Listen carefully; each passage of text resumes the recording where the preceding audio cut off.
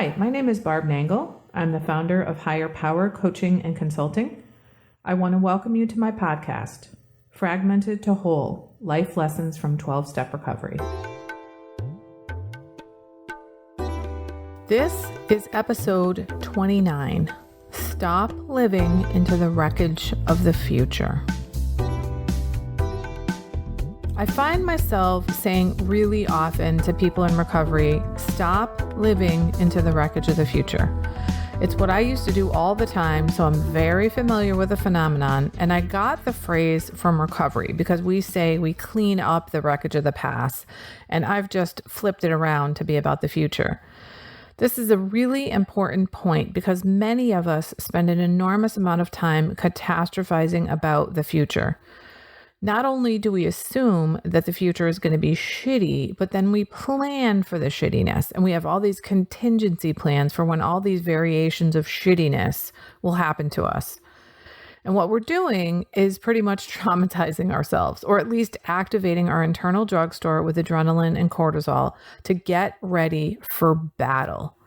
We're also not in the present moment, which is the only point in time that is real and the only point in time over which we have any control. And we're not really living our actual life. We're living in our heads in some abominable future, and we're more likely creating a self-fulfilling prophecy when we catastrophize like this. I can say this because this is the stuff that I used to do. I know that I've mentioned in previous podcasts that I spent a lot of time having conversations in my head with people.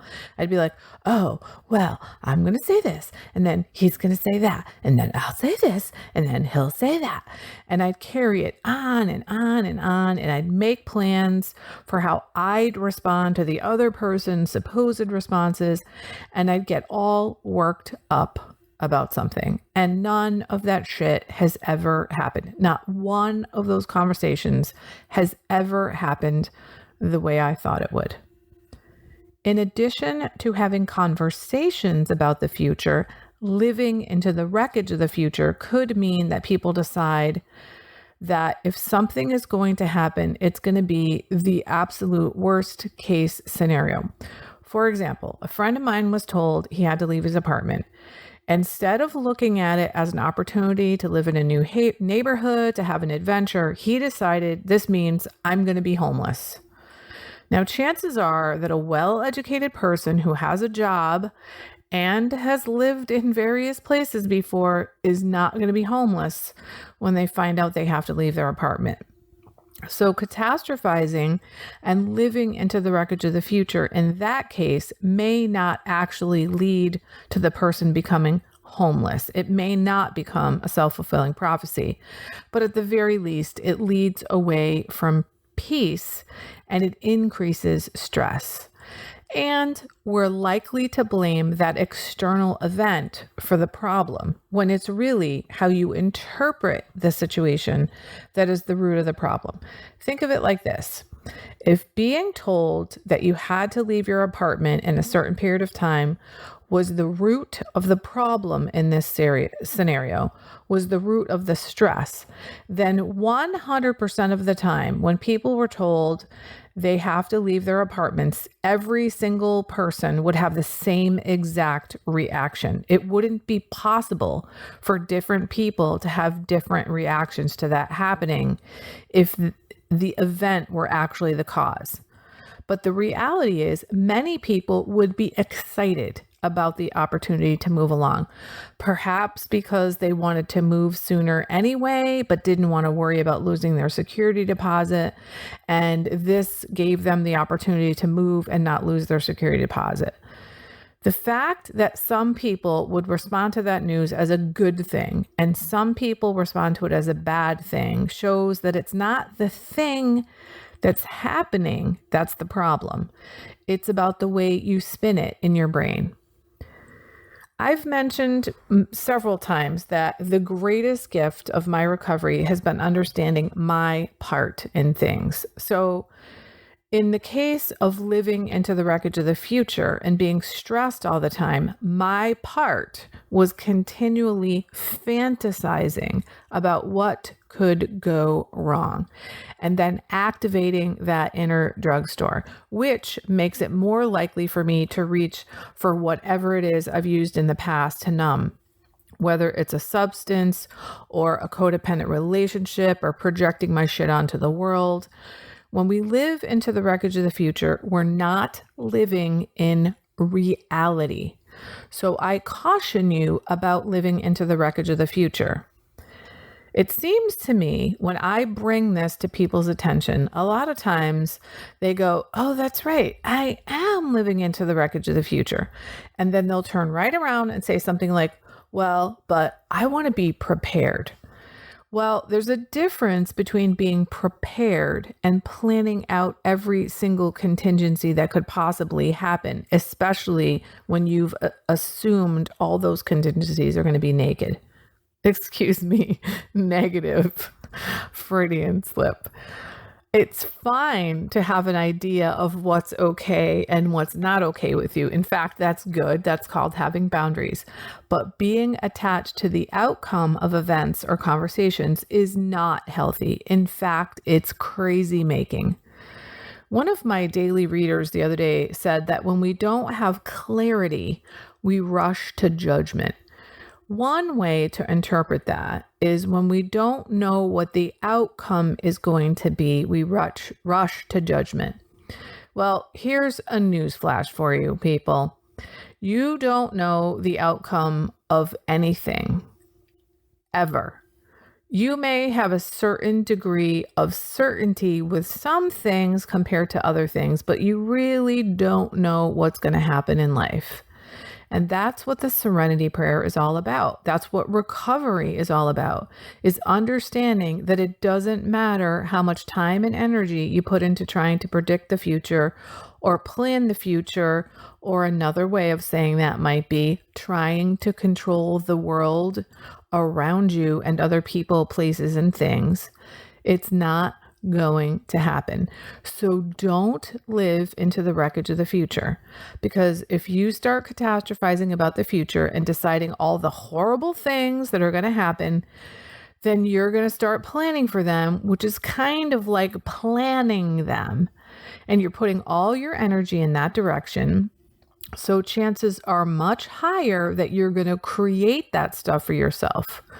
Oh, and by the way, if you're anything like I was when I lived into the wreckage of the future, you're probably going to blame other people or the universe or fate or God for that, even though you've been planning all that stuff in your head, probably for years on end.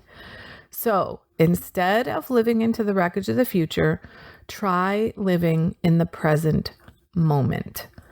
One of the reasons why people who meditate talk about the breath all the time is because if you're paying attention to your breath, you are paying attention to now. You're paying attention to the present moment, which is the point of power, meaning we only have power in the present. We don't have power in the past because it no longer exists. And we can't change what happened, and we don't have any power in the future because it doesn't exist yet. And that includes the wreckage or the beauty of the future. We can lay the groundwork, but spending mental energy to create negative scenarios of our future is counterproductive. You may think you're preparing yourself in case something goes wrong, but you're really making the shit more likely to happen. That being said, you still have to take action. You still have to live as if there's going to be a future. So paying your bills, going to work on time, putting gas in the car are definitely things you need to do. But those aren't the kinds of things I'm talking about. When I caution someone against living into the wreckage of the future, I'm usually talking to them about their relationships and their conversations with others, or things like the homeless scenario I already mentioned. When we live into the wreckage of the future, we decide that this plan we are creating in our heads is going to be the natural course of action and that it must be so. When in reality, if you're living into the wreckage of the future is anything like mine was, none of that shit is going to happen the way you think it is. Here's a good way to figure out if living into the wreckage of future is helping you. Is it working?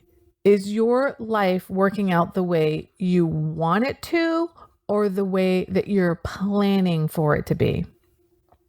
It's probably not working out the way you want it to do, or you wouldn't feel the need to be prepared for the shit.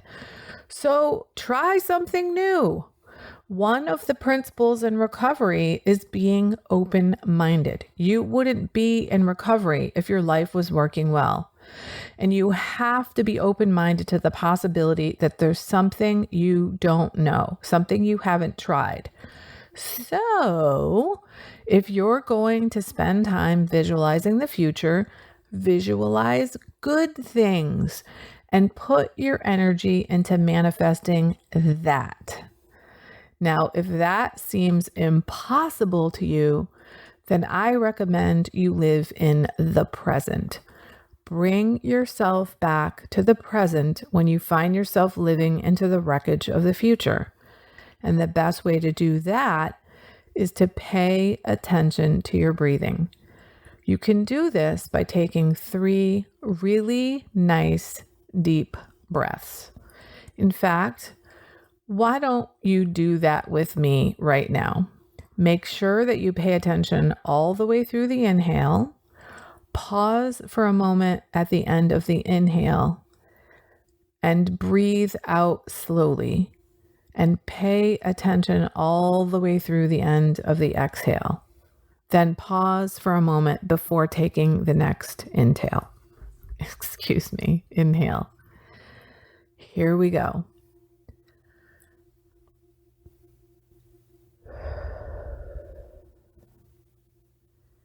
If you do that 3 times in a row, you'll be amazed at how different your body is.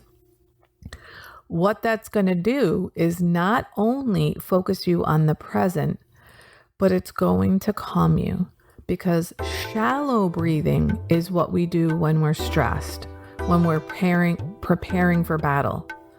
By breathing deeply, you're telling your body, I'm not stressed, and I don't have to live into the wreckage of the future.